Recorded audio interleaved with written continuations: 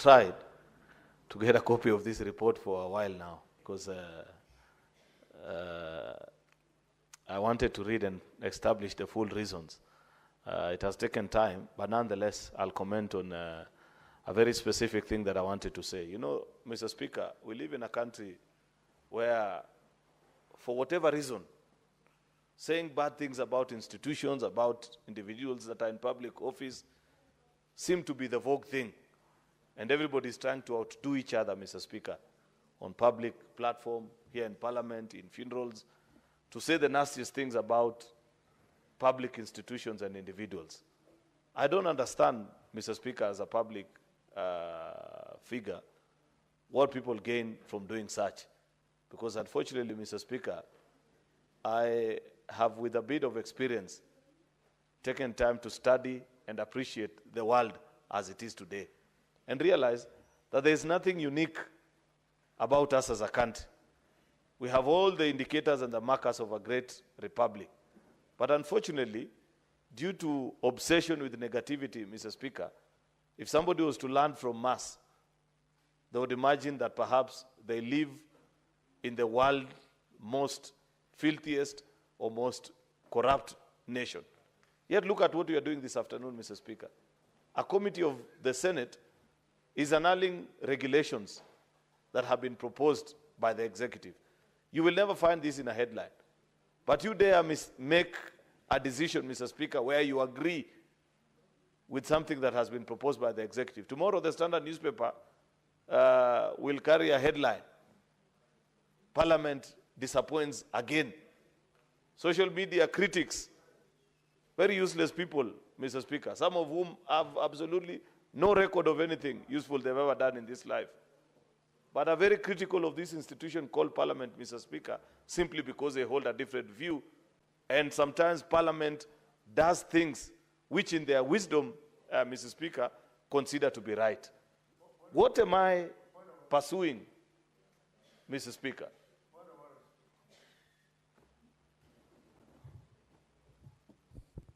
Yes, Senator Boni Karwal. Mr. Speaker, I'm sorry to interrupt, but I just would like to request the Senator of Kericho to consider withdrawing the unparliamentary remark that the people on social media are useless people. We have many people, including the President of the United States of America, is on social media. The President of Kenya has the biggest following on social media. I have a following running in millions on social media. We are not useless. Is in order to use unparliamentary language against all of us who use social media, Mr. Speaker? Could he be asked to withdraw and apologize? Mr. Speaker, I know the Senator for Kakamega is an addict of social media and loves that space. Perhaps he may even have been scrolling his phone. That's why he didn't get my comments. I said there are some. That's very basic and elementary, which I'm sure my whip understands, that it is not a wholesome condemnation of everybody who uses social media.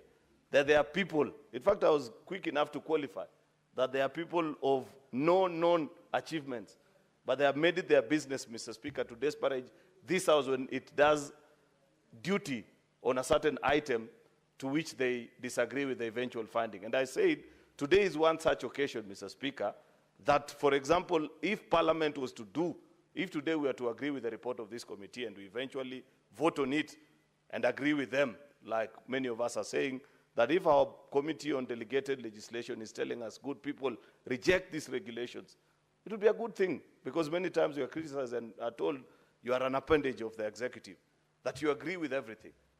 But there are many times, Mr. Speaker, that this House does great things. And it doesn't mean necessarily, Mr. Speaker, that disagreeing with the executive is a great thing. Agreeing with them also is equally as good, Mr. Speaker, because Parliament is independent and it makes its decision based on what is in the best interest of the people that vote for you to come to this House, Mr. Speaker. Therefore, I want to request that on days such as this, Mr. Speaker, that Parliament flexes its muscles and sends a minister back to the drawing board and says, on this one we do not agree. Just like on other days we agree with them, Mr. Speaker, that it should be given equal prominence as they do.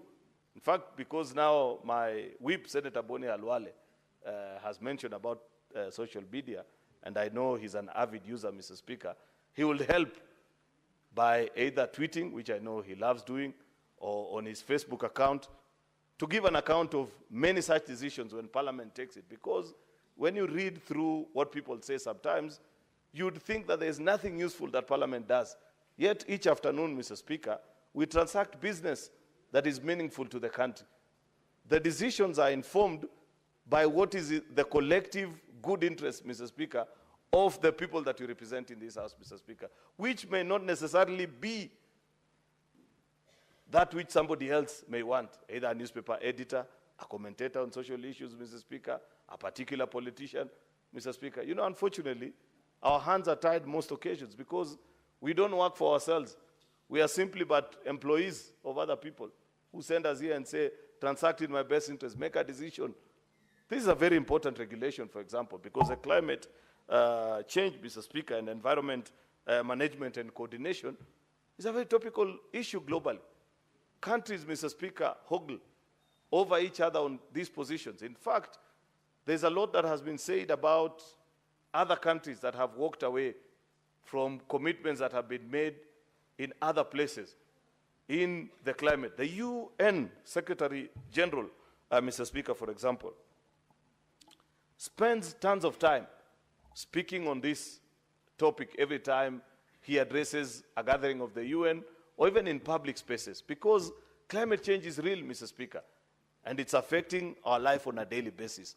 And that is why Parliament is telling the minister that you must do the right thing, that you must follow the laid down procedure, that we just amended the Statutory Instruments Act, Mr. Speaker, and drawn from the power granted by the Constitution, Mr. Speaker, have agreed that Parliament has the final say on this, that the people's representatives will either give you the nod to set the regulations or disagree with you if you don't do it in accordance with the law. Public participation, Mr. Speaker, I want to say that Parliament, and I heard somebody say, I don't know who spoke about public participation, it is us as an institution that has failed the country.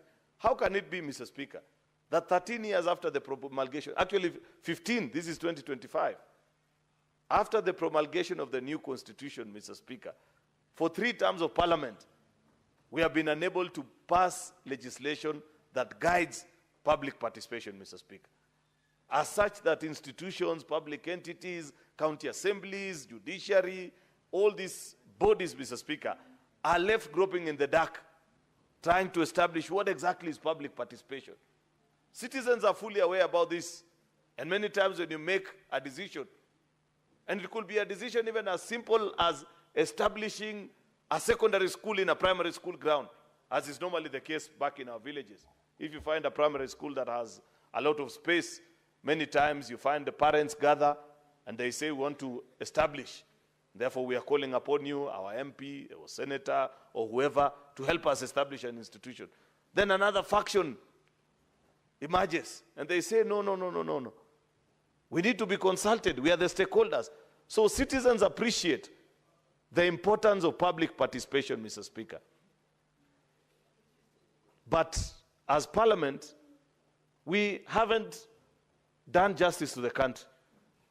I know there is a law before the National Assembly, Mr. Speaker, on public participation. And it has taken a while in our counterpart house. It will be important, Mr. Speaker, for us to conclude. Actually, it will be monumental failure on our part, Mr. Speaker, if we conclude this session of Parliament without a substantive law on public participation. Last time we tried. The Senator for Busia, then Senator Amos Wako, brought a bill before this House, and we passed it. Unfortunately, our colleagues in the National Assembly had a different view on that matter, on how that matter needs to be handled. Being the House that we are, Mr. Speaker, which is the House of Reflection, as most Senates are, Mr. Speaker, we are waiting what will be their eventual decision on that matter. Because eventually, Mr. Speaker, once they pass that bill, and I hope they can do it even during this period as we conclude on, as we head on our recess, Mr. Speaker, in the next few hours, I think by tomorrow afternoon, by the time we come back in September, hopefully, Mr. Speaker, if there is no interruption, you know, Mr. Speaker, I don't know why, for some very weird reason, each time we are just about to go on recess, you see a notice of an impeachment of a governor. And somehow it interferes with our programs, Mr. Speaker. So maybe probably we need not to go on any recess if we want governors to survive. Mr. Speaker, I've just seen a notice somewhere as well. I don't know for which county, Mr. Speaker. But I'm just concerned, Mr. Speaker, that each time after we have worked so hard, and you are about to proceed on recess, Mr. Just Speaker. a minute, Majority Leader. What is your point of order, Senator Ndiokechi? Mr. Speaker, the standing orders of this House are very clear. If there is a member of this House who is anticipating any debate, it needs to be very clear. You're not allowed by our own standing orders, Mr. Speaker, to anticipate a debate.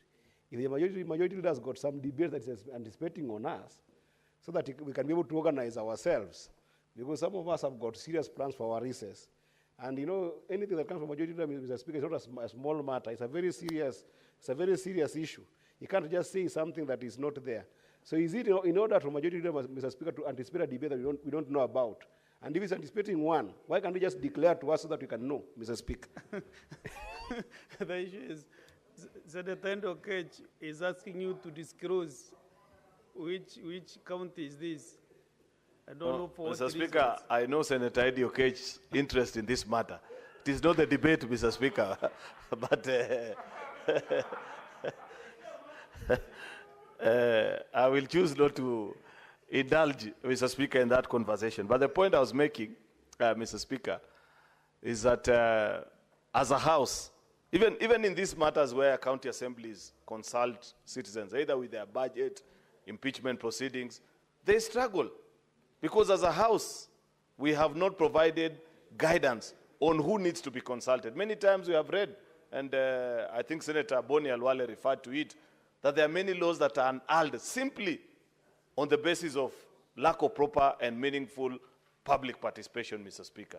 And as a House, it's unfortunate that despite the fact that we have been returned to redo our work actually, many times, because legislation is our constitutional duty, Mr. Speaker, we still have not found it worth, Mr. Speaker, to guide the country on this issue of public participation and why it's important to do this. Therefore, Mr. Speaker, I agree, I support this motion by our delegated legislation.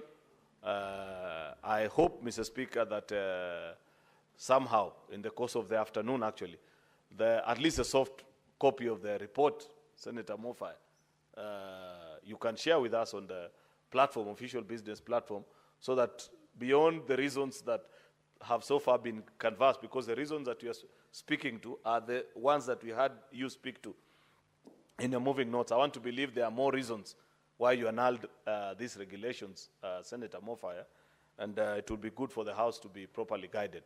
But with those main remarks, Mr. Speaker, I support the decision to annul these regulations and hope that when the minister finally gets an opportunity to redo them, that they will respect the institution of Parliament, because this is not our duty. We are just simple servants of the people who are exercising delegated power. I thank you, Mr. Speaker.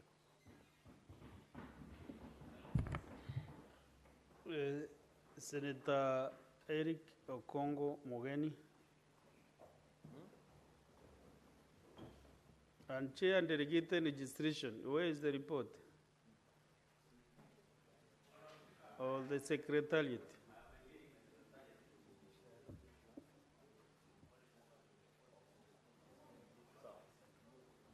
Okay. That will be shared shortly. If it is on the same matter, Senator Sifuna.